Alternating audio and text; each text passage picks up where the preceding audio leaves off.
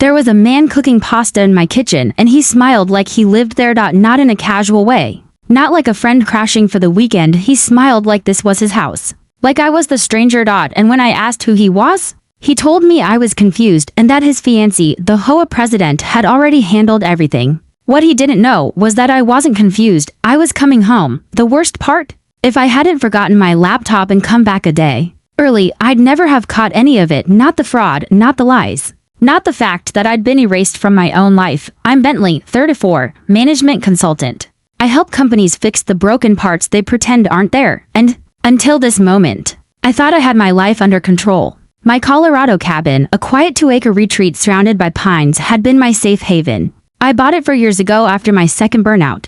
That place was my reset button, my space, my mother's pancake mix still sat untouched in the pantry. Like some weird sentimental shrine I wasn't ready to throw away. But now there were fake family photos on my mantle, mail I didn't recognize, and a man humming in my kitchen like he was making dinner for a YouTube cooking channel. I stood frozen on the threshold. My keys still clutched in my hand, the cold mountain air pushing against my back. Something was wrong. Not someone broken wrong, deeper, creepier, more intentional. The front door had been left ajar. Light spilling out like an invitation, and the smell, something Italian, rich. Like garlic and confidence. I should have turned around, but I didn't. Instead, I stepped inside. Hey there, the man said without turning around. You must be confused. I'm Derek, Betty's fiancé. This place was abandoned, so we've taken over. She's HOA president, handled it all. Welcome. He smiled like I'd walked into his home. My brain scrambled for logic, but it didn't compute because there were bills on my table with his name. A Netflix account signed into his profile. Even my Wi-Fi network had been renamed Mountain Vibes.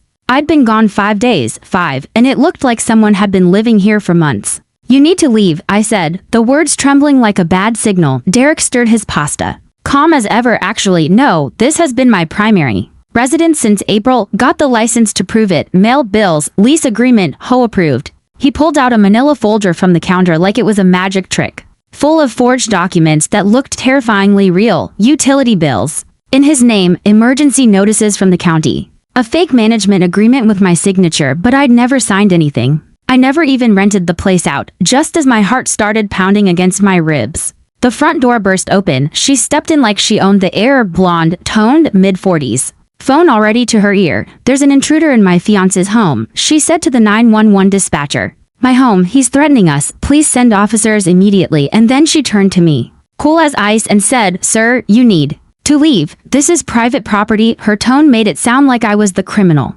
Derek slipped his arm around her waist, and they kissed. Not passionately, casually, believably, like they'd done it 1,000 times before. And in that moment, I saw the whole playbook unfold. They were professionals, fake romance, forged paperwork, and a story so carefully crafted it could pass in any neighborhood full of gullible part-timers. And HOA RULEBOOKS. By the time the cops showed up, the entire illusion was bulletproof. Sir, one officer told me after skimming Derek's paperwork, this looks like a civil dispute. If he's been living here and has documents, it may fall under landlord-tenant law, but it's my cabin. I argued, he's a stranger. They didn't care. To them, I looked like the upset owner who forgot he'd signed something. Or maybe a bitter ex, or just another corporate guy too busy to notice he'd been replaced. By 9 p.m., I was standing in a cheap motel parking lot in town, watching the pine trees sway in the wind, wondering how this nightmare had started. But I already knew. It started because I came home early. It started because I left my laptop behind.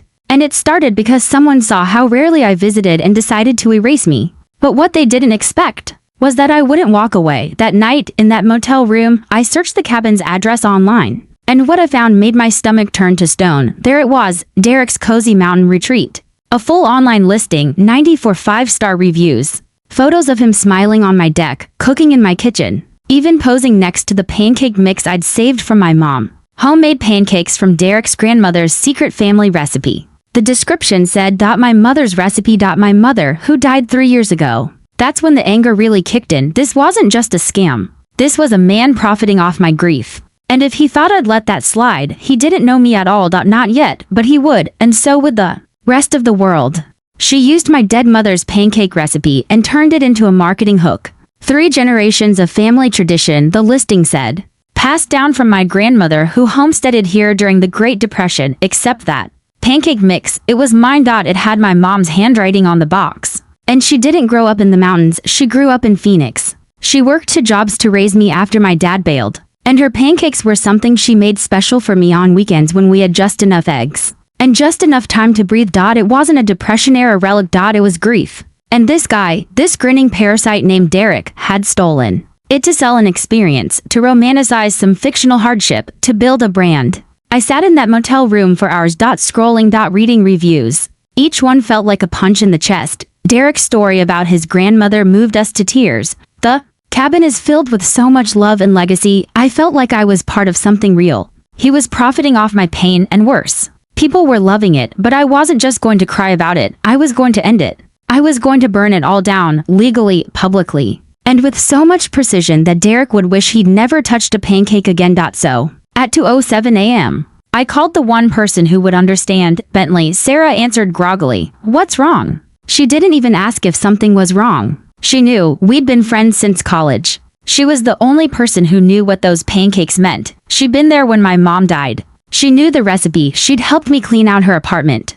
I need you, I said, my voice cracked. 20 minutes later, we were on a video call, and by the end of the hour, we had a plan. Sarah wasn't just my friend, she was an actress and a law school graduate, a dangerous combination. We'll become what they want, she said. Influencers, lifestyle bloggers, fake guests, we'll bait them with everything they're looking for. And then, she smiled, we flipped the script, live. By 10 a.m., we were Blake and Ashley, a luxury travel couple with over 200K combined followers on fake but convincing accounts, photoshopped photos, deep captions, fake collaborations. Sarah had a network of theater friends who jumped in to add comments, likes. DMs, the whole ecosystem. We weren't just believable, we were desirable. Derek would never say no. We reached out through the platform. Hi Derek. My girlfriend and I are planning a content series around authentic mountain living. Heard your pancakes are legendary, would love to book your beautiful family home. He replied in 17 minutes, oh my god, this is amazing, you guys would love it here. I'd be honored to host you, and yes, my grandmother's pancakes are famous, you'll love her story. Let's lock it in. Thursday to Saturday. Tonight's perfect. We coordinated everything, fake bookings, real money trail to keep suspicion down, and a hidden team ready to screen record the final confrontation. But there was one problem. The SUV, when I did a drive-by of the cabin Wednesday afternoon, there it was, blacked out windows, parked on the opposite slope like it belonged there. And then gone, then back again. Someone was watching. Either Derek was paranoid, or we were walking into something deeper than fraud. I didn't care. Let them watch. Let them think they were in control, because I was done being erased. Thursday evening, showtime. We arrived dressed like curated magazine ads, premium brands, matching luggage, coordinated outdoor luxury vibes. Derek answered the door before we even knocked. He looked like a walking Ray catalog. Blake and Ashley. He beamed. Welcome to my family home. He pulled Sarah into a hug that lasted too long. Gave me a handshake like we were new business partners. His voice had that influencer cadence. Upbeat, overconfident, way too rehearsed. I'm sulfur monoxide. Excited you're here, he said. This place means the world to me. Been in my family since the 1940s. My grandfather built it with his own hands. My jaw clenched, but I smiled. That's amazing. I said, the energy here is incredible. And for the next 2 hours, I let that fraud walk me through my own home, pointing out family heirlooms that were really just my camping gear, telling stories about growing up on the land, faking warmth, faking memory, faking me. Sarah played her part perfectly, wide-eyed, curious. Wow, what a legacy. He lapped it up like syrup on a griddle, and then came dinner. He cooked for us like he was starring in a Food Network pilot, multiple camera angles, lav mix, narrating his grandmother's culinary genius like he'd trained in Paris, and he had the nerve to look proud. My grandmother always said food is how you tell the truth. Derek explained, plating pasta like it was art. Tomorrow morning, her famous pancakes. You'll see. Double quotes. Yeah. He had no idea. At 9 p.m., Betty arrived. In yoga pants and an attitude. She sauntered in like she was royalty. My evening check-in with our VIP guests, she said. She scanned the room like a hawk, taking in our clothes, our luggage, our pretend designer watches. Oh my goodness, she cooed. You two are lovely, so sophisticated. Sarah blushed and thanked her. I stayed quiet. And then Betty said the thing I'll never forget. You know, you look like the kind of guy who'd own this place. I almost laughed. Instead, I bit the inside of my cheek and nodded. That's really something. The rest of the night was a surreal circus, Derek showing off old photos that weren't his, telling stories about his grandfather's favorite armchair, that I personally bought from Craigslist. And through it all, the black SUV stayed parked across the ridge, lights off, watching. We didn't break character once. Friday morning. Pancake day, he had a full live stream set up. Tripod, lights, prepped ingredients. Apron with Mountain Family embroidered across the chest. Good morning, Mountain Family. He shouted into the camera, today, I'm making my legendary grandmother's pancakes. Passed down 3 generations right here in this cabin. Viewer count, 10,000, then 15,000.20,000. He was lived to the world. And he was using my mother's recipe, the exact measurements. The vanilla, the cinnamon, the emotion. Sarah captured it all from one angle. I stood silently with my phone capturing another. Tell us the story, commenters wrote. How did she make it? Your grandma sounds amazing. Can we get the recipe? Derek grinned and started weaving the lie. She lived through the Great Depression. Had almost nothing, but she knew how to make people feel full, with flavor, with love. These pancakes, they were hope. I wanted to scream, but I waited. Let him dig deeper. He flipped the first batch. Smells like childhood, he said, almost misty-eyed. Viewer count, 65,000. And then he said it, let me tell you about the previous owner of this place. Poor guy, just left it, couldn't handle the mountain life. Some people aren't built for real legacy. Sarah caught my eye. That was the moment I stepped into frame. Before you go on, I said, pulling off my glasses, where exactly did your grandmother live when she created this recipe? Derek smiled, still playing, right here, in these mountains. She homesteaded this land in the 40s. Really? I asked, stepping closer. Because this is actually my mom's recipe, and this is my cabin. And you've been illegally renting it for 8 months. I peeled off the rest of my disguise. Let the viewers see the truth. The silence hit like a thunderclap. Then chaos. Comments exploding. Wait, what? Is this real? Plot twist, he stole the house. Derek paled, tried to laugh. No. This isn't. Sarah joined me, took off her wig. Hi, I'm an actress. This man is a fraud. This is Bentley, the real owner of this cabin. The live chat went nuclear. 70,000, then 80,000. People were tagging news outlets, sharing the link, calling cops. Derek's smile cracked. He backed away. This isn't. I have paperwork. But the camera was already on me, showing his listing, his reviews, his lie. Then came the sirens. Off in the distance at first. Then closer, and Derek, he ran. Actually tripped over a rug, sending pancakes flying like confetti. It would have been hilarious if I hadn't been so livid. Sarah held the camera steady. Viewers were screen recording, live commenting, shouting justice, and me? I just stared at the man who tried to erase me, watching his fantasy collapse in real time. I'd come home one day early. And now, it was his turn to leave.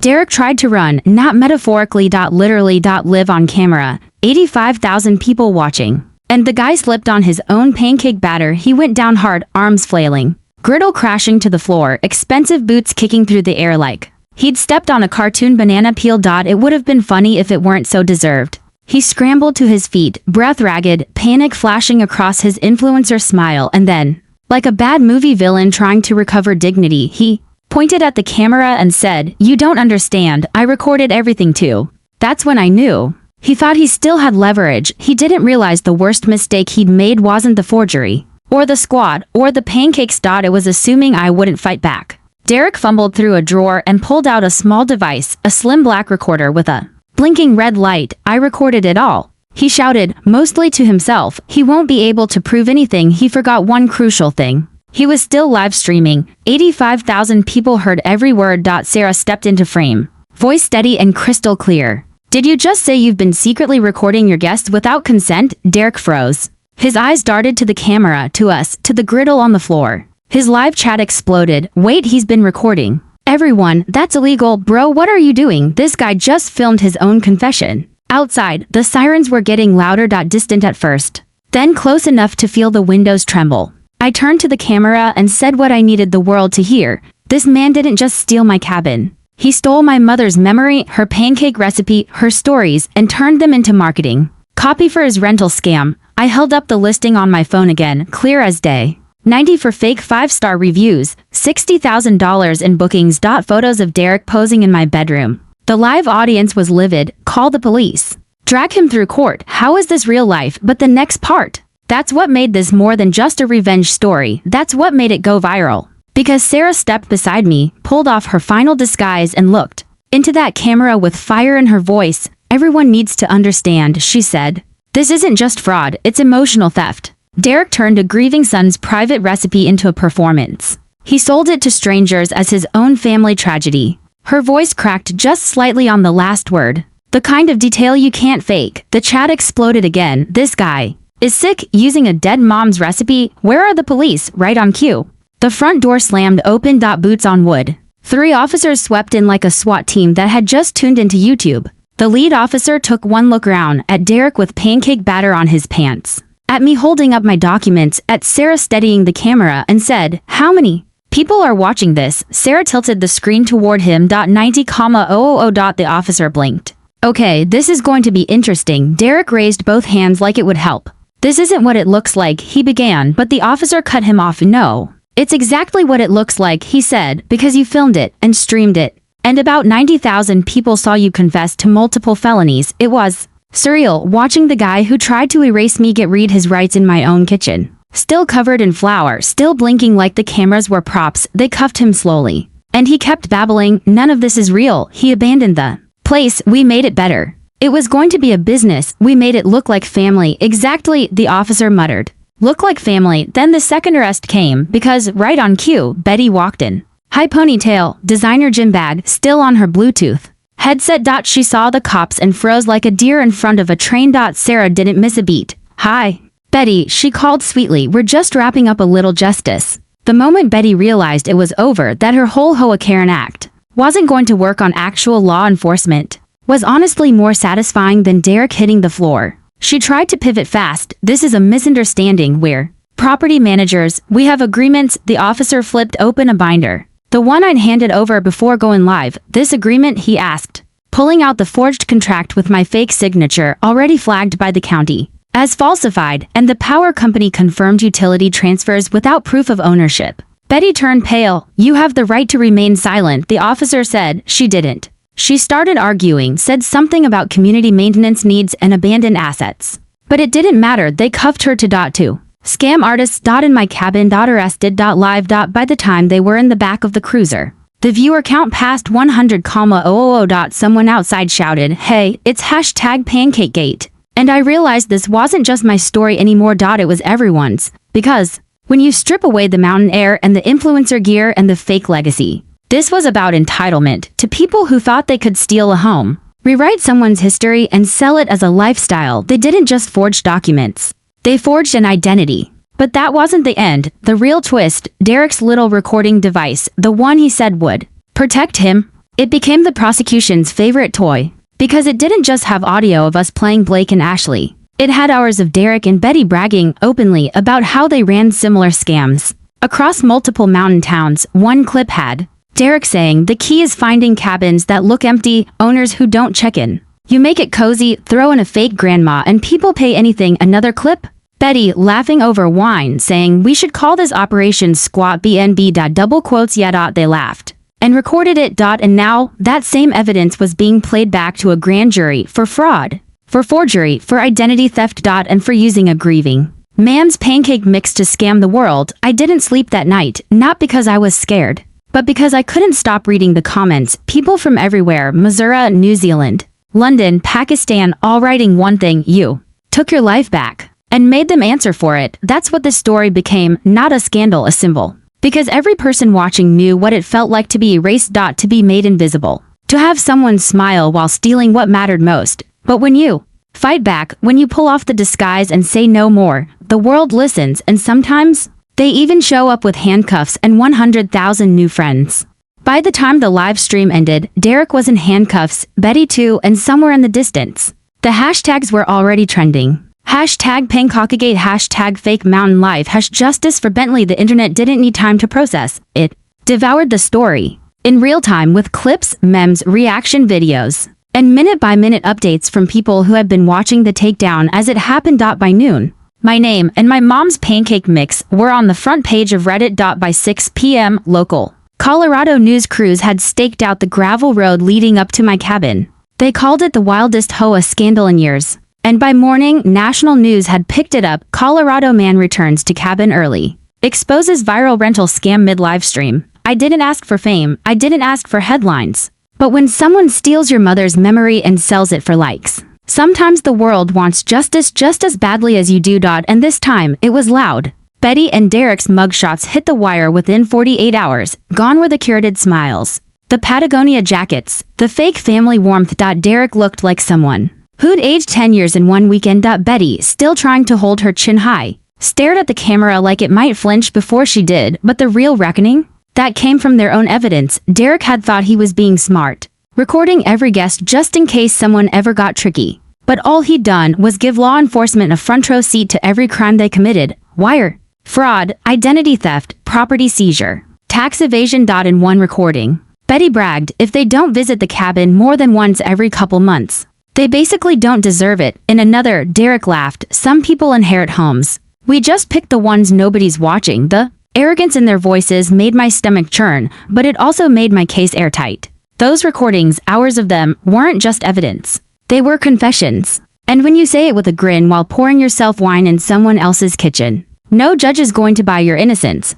But as satisfying as the legal takedown was, it was nothing compared to what the internet did next. Because Derek, he built a following. He called himself a mountain lifestyle content creator. Had about 40,000 followers across Instagram, TikTok, and YouTube. He was even working on a pancake brand. Yeah, a pancake brand, Homestead Heritage Mix, with his fake grandmother's face on the label after the live stream fallout. Every platform he'd ever used banned him. Fraud, misrepresentation, privacy violations. Gone. Overnight. And his audience, they didn't mourn him, they roasted him. TikToks popped up showing users making pancakes and sarcastically quoting his fake legacy lines. Just like grandma used to make, you know. Before we illegally seized someone's cabin, someone remixed the clip of him falling during the live stream into a dubstep pancake drop. It got 3 million views in 24 hours. The phrase pancake scammer energy became a meme. And his name? It was now synonymous with influencer fraud. But Derek's punishment didn't end with internet shame.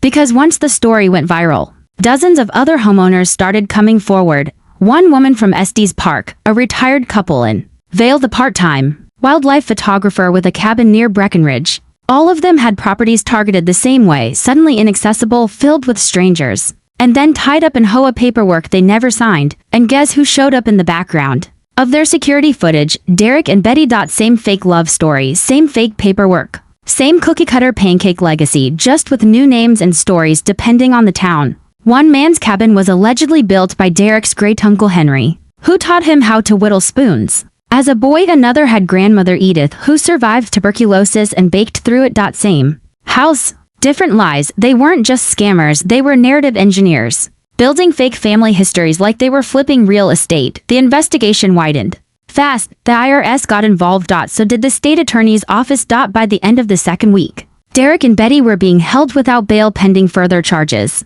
Because the fraud wasn't just local, they'd earned over $200. Zero in untaxed rental income across 5 properties. Forged lease agreements, backdated HOA notices, even fake county paperwork. They'd built a shell empire using stolen cabins, stolen stories, and stolen grief. But me, I wasn't interested in watching them rot. I was interested in rebuilding. First, I reclaimed my cabin. Legally, fully. The sheriff's department escorted me in to change locks and begin inventory. It felt like walking into a defiled church. Furniture rearranged. Photos removed, but one thing was still there, tucked quietly in the pantry, behind boxes of trendy organic nonsense. My mom's pancake mix. The box was a little faded. Still had her handwriting. Add vanilla, not too much, just like I taught you. I held it in my hands for a long time that night. And then I called her. She's 72, fierce, still sharp as a blade. When I told her what happened, there was silence, and then not anger, just laughter. He used my pancakes, she asked, cackling. Lord, he must have been desperate. I laughed with her. And then she said something I'll never forget. Well, why don't you use M for real this time? So I did. I created my own rental listing. Same cabin. Same view, only now. The headline read, Reclaimed Legacy, the real pancake cabin, hosted by Bentley and his actual mom. I didn't fake anything. I told the truth, told the story of how I'd come home one day early and found strangers living in my life, told people about the scam and about the revenge, but most importantly, I told them about my mom. About how she used pancakes to make the world feel a little less broken. Guests started booking within the first hour. By the third day, I had 87 5-star reviews. One woman wrote, I cried when Bentley's mom made pancakes and told us her story. You can taste the love and the justice. Another, this isn't just a cabin, it's a comeback. The money was good, better than I'd expected, but what really mattered was standing on my deck with my mom on a Sunday morning as she flipped pancakes for 2 young guests from Ohio and told them about the time I cried after my first bad breakup and she made me a triple batch to get through it. It wasn't a marketing story. It was real, and it tasted better than anything Derek ever served. Funny how fast everything can flip. One day, Betty was the HOA queen, fake authority, fake calm, fake smile, strutting into mountain properties like she owned them. The next, she was living in her sister's basement in Nebraska without her LULULEMON. Without her VIP guests, without anyone who could forget her face from the live stream. Turns out, going viral for weaponizing pancakes and fake HOA letters doesn't look great on a resume. She applied for retail jobs. Got recognized, tried phone sales. Got fired. One hardware store manager posted a screenshot. This woman pretended to run an HOA and stole someone's cabin. If she tries to sell you paint, don't let her near the register. Betty, who once used intimidation as her business model, now couldn't get hired to fold clothes, and the sister she moved in with, even she started charging rent. But Betty wasn't the only one drowning. Derek, influencer turned inmate, had been released on bail while awaiting trial. Except there was nowhere left to go. No brands would touch him. His name was radioactive. The mountain lifestyle content he used to post, deleted or flagged. His income streams gone. And the only job he could land, a breakfast chain diner, minimum wage, pancake station. Yeah, you read that right. The guy who built a fake empire on pancakes, made with a stolen story, was now flipping pancakes for $12 an hour, and people noticed. They came in asking for the grandma recipe, filmed him from behind the counter. One customer posted, "Isn't this the guy from Pancakegate? He burned my omelet but told me about his tragic fake childhood anyway." He became the diner's inside joke. Employees called him Granny Guy. Customers tipped in biscuit boxes. He couldn't escape it. And maybe that was the point, because Derek hadn't just scammed me. He taught people how easy it is to manufacture emotion, to turn grief into clicks, legacy into branding, and someone's silence into a business model. He turned absence into opportunity. But what he forgot is that grief has memory. And it doesn't stay silent forever. Meanwhile, the real cabin thriving. I renamed the listing Pancakes and Peace. Real memories, real owner. Bookings exploded.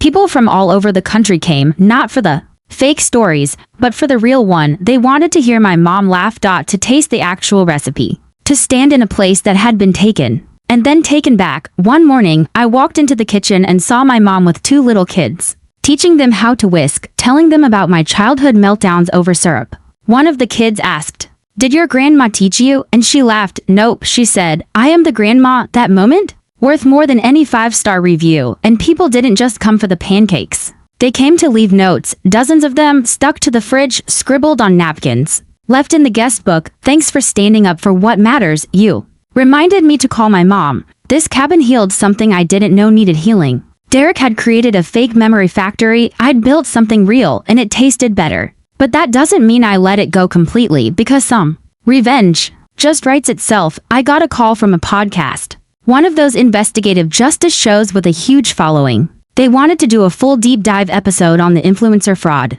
that broke the internet. They asked if I'd be willing to speak. I said yes, on one condition, that we record the interview from the cabin. They agreed. And when it aired, it featured the sound of my mom flipping pancakes in the background, telling the host how I used to sneak extra syrup as a kid. And at the end, they played the clip of Derek's meltdown, the moment he slipped in pancake batter, live as 100,000 people watched. Juxtaposed against the sound of my mom's actual laugh. Poetry. That episode became the most streamed episode in the show's history. And the comments poured in. "This is the story I didn't know I needed. Revenge is best served hot with syrup.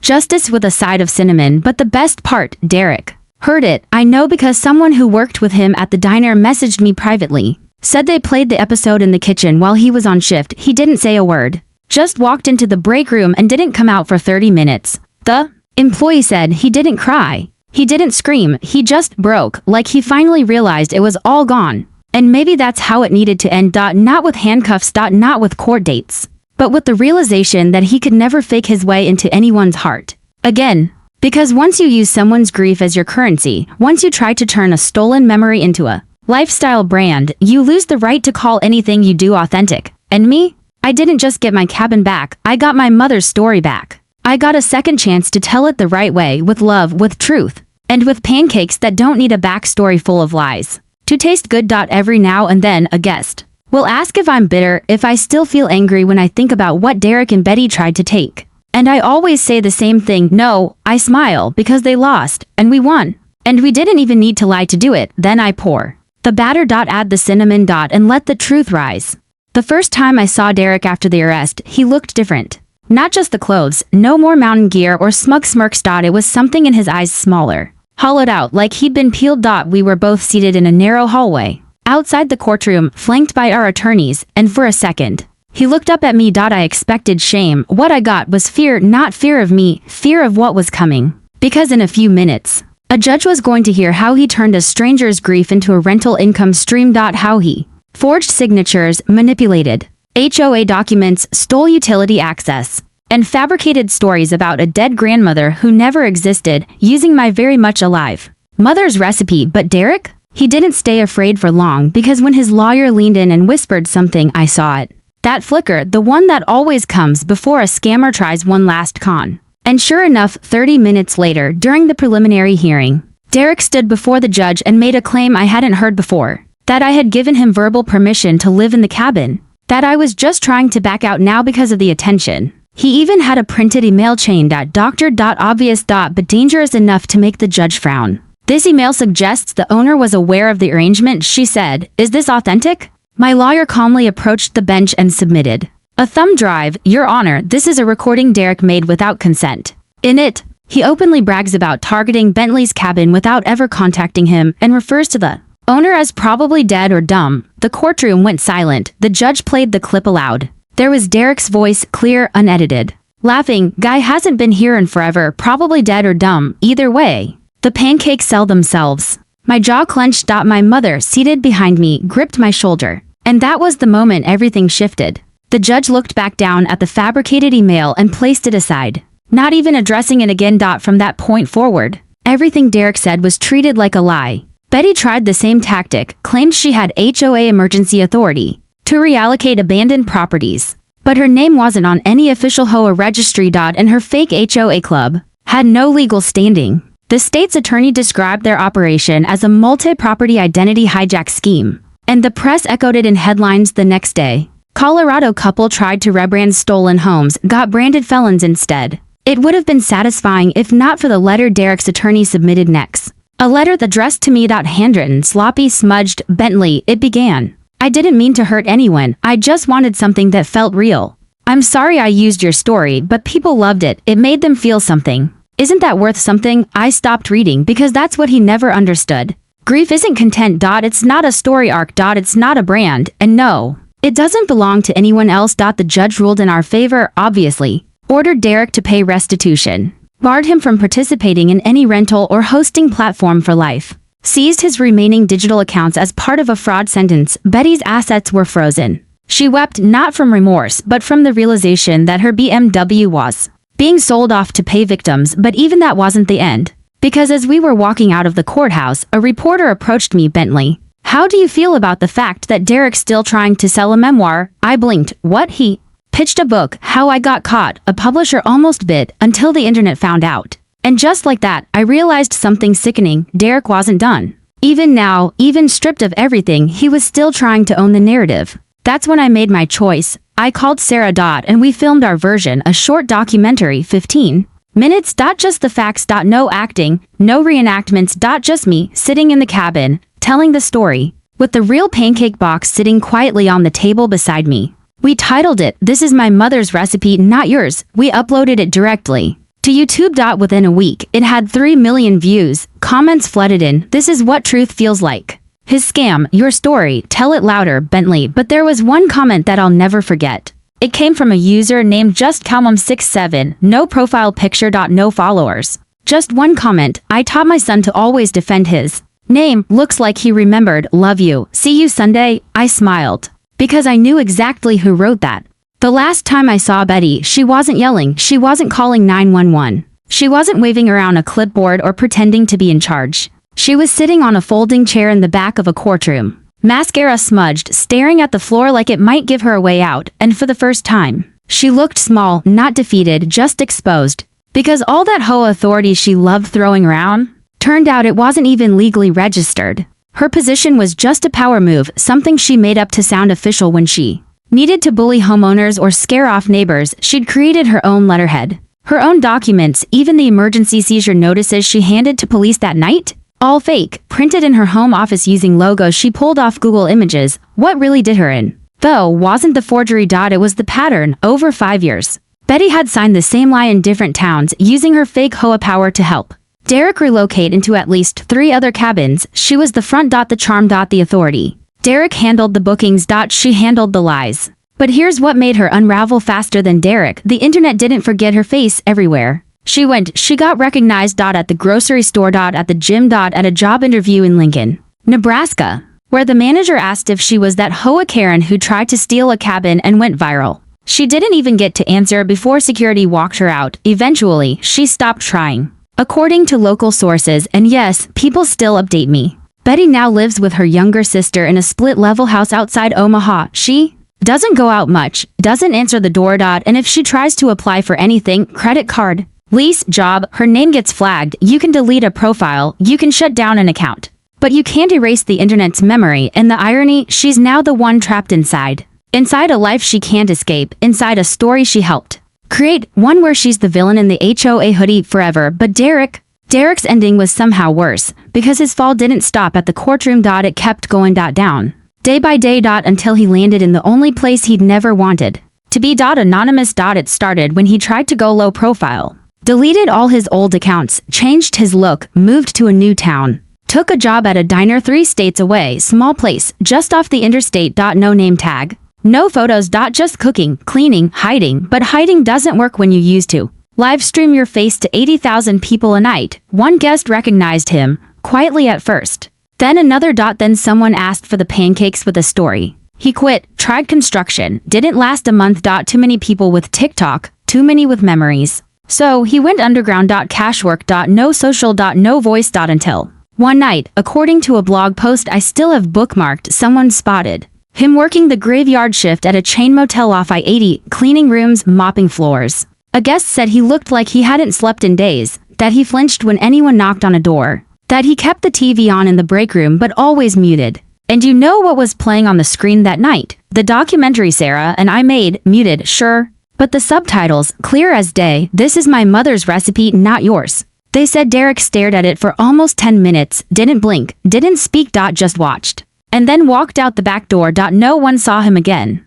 But I did hear something strange a few months later. Someone anonymously left a 5-star review on my cabin listing. No name, no photo, just this message: I stayed here once, under false pretenses. I didn't deserve it, but this place, it has a soul, and you protected it. I never replied, but I knew who it was, and that was enough. Because that's when I realized this story wasn't just about revenge anymore. It was about returning something to its rightful place, the cabin. The legacy. The recipe. My name, and the truth is I didn't just rebuild, I grew something better. Today, guests book months in advance. Not because it's a viral place, though yes, some still come for that, but because it's real. Real family. Real stories, real pancakes made by a real woman who laughs too loudly and uses way too much cinnamon. We started offering weekend workshops, legacy retreats. We call them guests bring a recipe from their family, they share a story, we cook together, cry sometimes. And then eat together on the back porch, overlooking the valley where all this madness started. And if you ask any of them what the best part was, they don't say the pancakes. They say the feeling. The feeling that something sacred was almost lost, but someone stood up, fought back, and reclaimed it. That's what makes it taste so good.